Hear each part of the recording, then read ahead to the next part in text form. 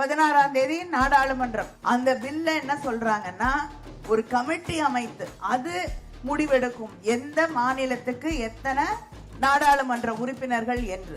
மக்கள் தொகையை குறைத்திருக்கக்கூடிய, அதாவது நல்லாட்சி நடத்தி இருக்கக்கூடிய தமிழ்நாடு போன்ற மாநிலங்கள் பாதிக்கப்படும்.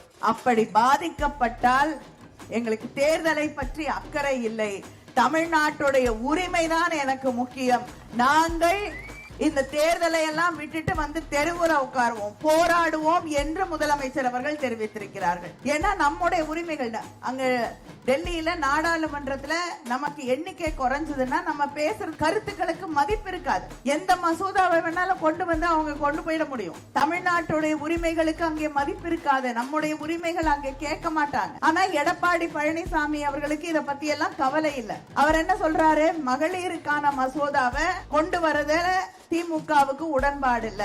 அதை விட அறிவாளியாக சில பேர், நிறைய பேர் கருத்து தெரிவித்துக் கொண்டிருக்கிறார்கள். நான் கேட்கிறேன், அண்ணாமலை அவர்கள் சொல்லியிருக்காங்க, கனிமொழி, தமிழச்சி தங்கபாண்டியன் போன்றவர்கள் தான் இங்க இருக்காங்க, மற்றவங்களுக்கும் வாய்ப்பு கொண்டு வர வேண்டும் என்பதற்காகத்தான் நாங்கள் இங்கே இடஒதுக்கீட்டை, மகளிருக்கான இடஒதுக்கீட்டை கொண்டு வரணுங்கிறோம். நான் கேட்கிறேன், இந்த 543ல 181 இடத்தை பெண்களுக்கு கொடுக்கறதுக்கு யாருக்கு மனசு வரல? உங்களுக்கா எங்களுக்கா? நாங்க திரும்ப திரும்ப சொல்கிறோம், இருக்கக்கூடிய இடங்களிலே பெண்களுக்கான இடஒதுக்கீட்டை கொண்டு வாருங்கள் என்றுதான் தலைவர் கலைஞர் அவர்கள் தொட்டு நம்முடைய முதலமைச்சர் அண்ணன் தளபதி அவர்கள் வரை சொல்லிக் கொண்டிருக்கக்கூடிய கருத்து இதுதான். உங்களுக்கு அதை கொடுக்கறதுல மனசு இல்ல.